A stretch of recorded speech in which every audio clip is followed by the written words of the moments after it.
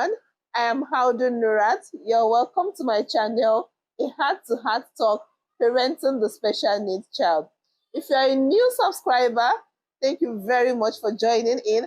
And if you're a returning subscriber, thank you as well. And like I told you in the previous episodes, that I'll be taking you through the journey of parenting the special needs child. Yes, parenting the special needs child, as I emphasized, to require the collaborative efforts of both parents. Both the father and the mother needs to be involved for accurate parenting of a special needs child. It is not easy, it can be challenging, but you can do it. With the right frame of mind and with emotional, physical, and psychological support you get from your loved ones, you can navigate through this ordeal. And your child can grow up to be independent, balanced, and successful in life. The previous episode was our story, my story, and your story. This episode will be the effect of listening to malams or clerics, so to say. Sorry, I would not want to use the word malams. I want to use religious leaders. Effect of listening to religious leaders and the consequences, what the effect that had on my son, on me, and in the marriage generally, is what I want to share with you. Yes, based on my own experience, all I'm saying is from my own experience. Based on my own experience, people from my closer circle wanted to help me. They also have the intention of wanting my son to get better. And out of that, they introduced a malam to me. For those that do not know who a malam is a spiritual leader. It's a Muslim spiritual leader that helps in praying for those that are sick or having one form of either physical or spiritual challenge. In fact, more of a spiritual challenge. And that was the person I met. So when I met this man, in fact, I invited him over. I first of all invited him to my house, and he spent 3 weeks. And in those 3 weeks, he asked me to get some things. Those things that he said I should get were also in consonance with my religion. Like, it also happened to the prophet that is getting water from 7 wells, from different wells. Those things that is required when you have a spiritual challenge, or you have a child that is having this kind of challenge. There's something they call ruqyah. I know Muslims will be conversant with what ruqyah is about, and he did ruqyah, which was in line with also what I also buy, that is doing ruqyah for him. And he did ruqyah. We got some things using of the date, using of the zamzam water, then using of some leaves like that, which is also good for the boy. But later on, he now asked me, because he has exhausted the 3 weeks and he wanted to go back to his own workplace. He said I should bring my son over to his place. So because I definitely saw what he was doing to my son, I thought, okay, fine, he was going to continue with what he was doing with him, and then we are going to see results. And I took my child to him in his place, and the boy was supposed to stay with him for some time, because he said what he was having was gene, that it was gene that was in his body, and he's going to be rendering some reading the Quran and reading this ruqyah to him and getting all these things, that he was going to get it for him. And my son needs to spend some time with him so that the treatment can penetrate well and the boy can get better. I saw this man as a god. In fact, I believed so much in him. There's this cousin of mine that was also having this kind of challenges, and she told me that he prayed for her and she got better. So I was even seeing him like a god on earth, that he was going to do it and my son was going to get better. But getting there, he spent 7 months. I carried his bags there. I was paying this man monthly. I could recollect my husband was paying him, and I was also paying his wife, just for them to have, I do not want issue of feeding. I want the boy to be properly cared for. So when the woman told me that, okay, she fries this puff puff and my son usually do take and eat from it, I said, okay, I'll be giving her something monthly so that will cover up from him, for him taking from what she was selling. Unknowingly, this boy was not fed properly. He was being beaten. He was tortured. In fact, he was caged in the house. He was practically caged in the house. He was not allowed to see the sun. He was not allowed to move around, and he was being beaten.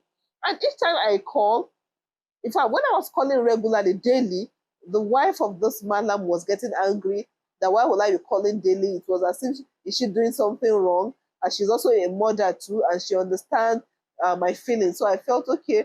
From this point of understanding, I was more relaxed, and I entrusted this boy to her completely. Hmm. What happened?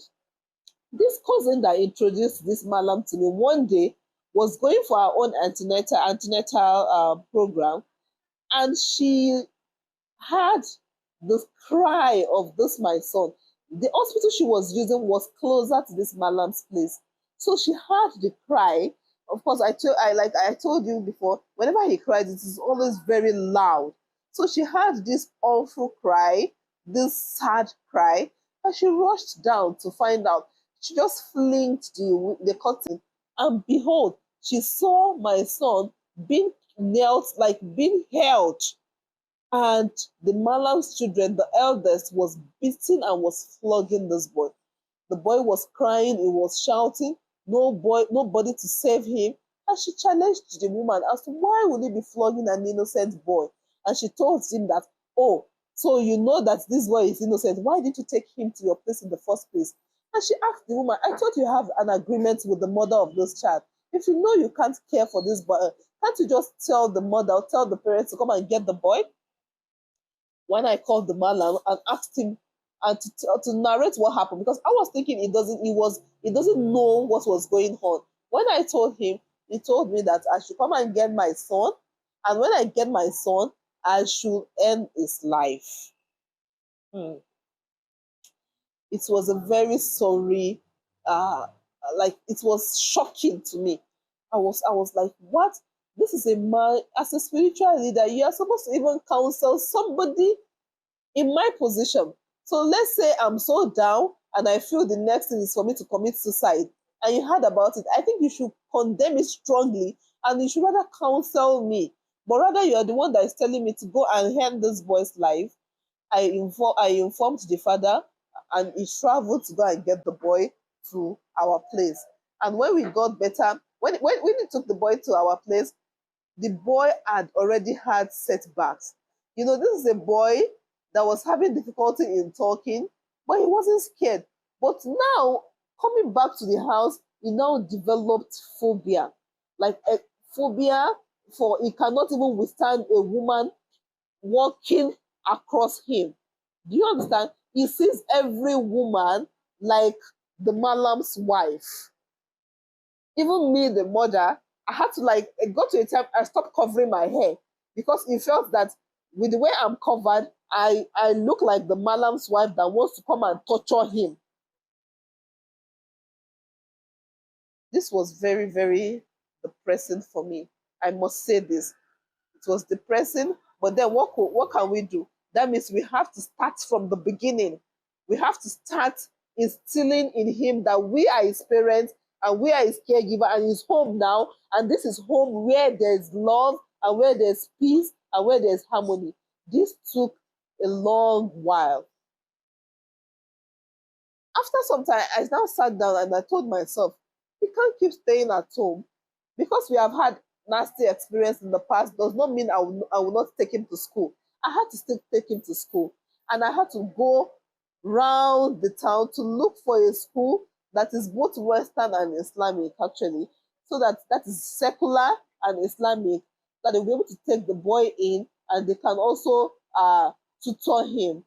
And the school I took him to, in fact, they told me that there's no problem. I should come, I should bring him in, and they are going to care for him. There's no problem, which I did. I took him in, I took him in, and I registered him in the school. When I registered him in the school, I was so excited. They put him in the class right in my presence, and I went out. When I went out, I now remember that I forgot to bring his food flask. Like, I forgot to get him his food. On getting to the school, what happened? My son was roaming aimlessly in the school compound with no shoes. I was wondering why. In fact, he was about to go out of the school compound with no security in sight. You can imagine allowing such a child that is having this condition, that is not in his right frame of mind, allowing him to now go out. What if he had gone out and that place was close to the main road, was that like direct to the express road, and cars are just coming? What if he had just gone? Something would have just happened to him. So my coming was also God's doing to save the boy's life. Immediately I just opened the school, I just pushed the school gate. Behold, was my son standing at the entrance with no shoes. I was disappointed. I met the principal. He was sitting comfortably in his chair and he doesn't even know that the boy was walking around. I asked him what happened. This is the boy that I left in the classroom before leaving, and you promised me that the boy was going to be in the class. How come he wasn't wearing any shoes and he was just going out of the gate? He had to tell me I should go and pick my son, that they felt they could actually tutor him.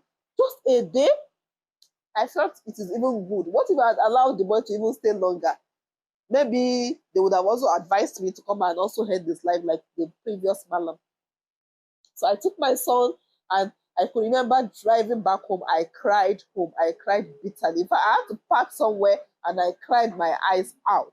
So I'm telling you that all those feelings will come at a point in time. You'll feel disappointed by people that are supposed to care for you. So in the next episode, I'm going to still talk to you about the life of this boy as it goes on, including the disappointment, and how we were able to get somebody eventually that took up that helped. So I will not say took up the responsibility, that also helped us in caring for the boy. So please, I would like you to share my channel, like, and subscribe to it. I will see you in the next episode. Thank you.